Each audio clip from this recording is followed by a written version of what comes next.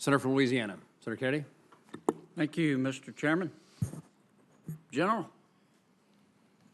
I think you're doing a wonderful job. I want to tell you that first. Thank you.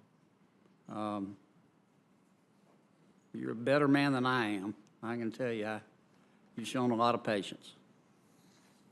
You know, first they want you to recuse yourself, and then they want you to answer questions about it. You and I have talked about this before. You know, we are a nation of immigrants, which we're proud of. You know, I think we let in more folks from other countries into our country than any other nation. And I'm flattered that people want to come here.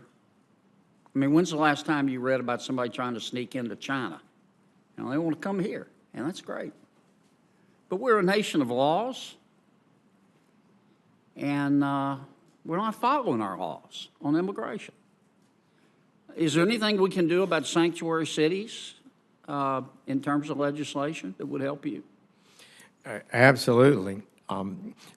For example, I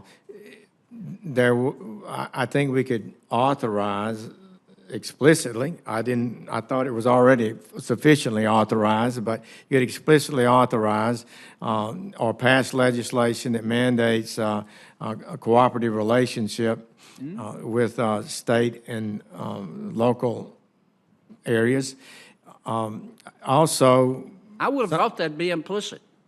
But you know, Senator Kennedy, there's nothing like the improvement we've seen in law enforcement. You have in Louisiana, you've got cities, you've got parishes and cities and all these jurisdictions each have their borders and their jails, and we honor each other's holds and hold people till somebody can come over and pick them up because they got charges in another jurisdiction or another state or to the federal government. And this is an ideological, open borders, radical policy that a city or a county refuses after they've apprehended somebody who's entered the country unlawfully, who's committed perhaps a major crime. They refuse to honor the ICE officers when they come to pick them up. And that means the ICE officers have to go out in the community, place themselves and maybe neighbors at risk to try to apprehend sometimes dangerous criminals. And I cannot agree to that. I cannot accept having our officers placed at that kind of risk. And it's an important matter. It's not a little matter. And I think these cities need to reevaluate what they're saying. I don't think they know what they're saying. I don't think they understand the implications of their refusal to cooperate with brother and sister law officers like our ICE officers. We cooperate with them, and that's why we've been so, that's been a part of the 30-year decline in crime, is this partnership between federal and state officers. This is the biggest breach of that relationship I've seen in my 40 years of law enforcement. Well, it just strikes me, I mean, we've talked a lot lately about the rule of law and the Mueller investigation, which I'm not going to ask you to comment on because you did correctly recuse yourself. We talked a lot about the rule of law, but it doesn't seem to apply when we talk about immigration laws. I mean, there are parts of immigration law I don't agree with, but I'm going to follow it.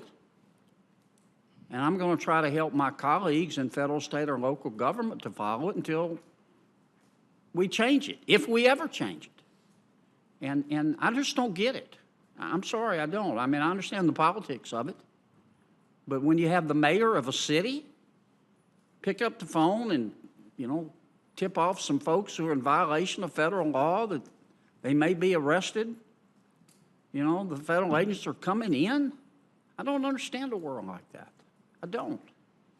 Well, if a person can cross the border on Monday and end up in San Francisco on Wednesday, hauling dope and gets arrested with cocaine or heroin, why would not the city want the ICE, after they've served their time, to take them out of the country like the law contemplates? I find, like you, that's amazing. I also want to thank you. We're spending billions and billions. I think I saw a figure of $36 billion. I'm sure that that may be inaccurate, my memory's bad, but that we spend on border enforcement, but if you get through, and I'm sorry, in my state, if you can make it to New Orleans, you're home free.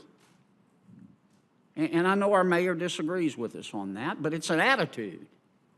But anyway, if there's, I'll call you separately. I want to stay within my time, but thank you for your service. Thank you, and thank you for being alert to this issue and helping us in raising it.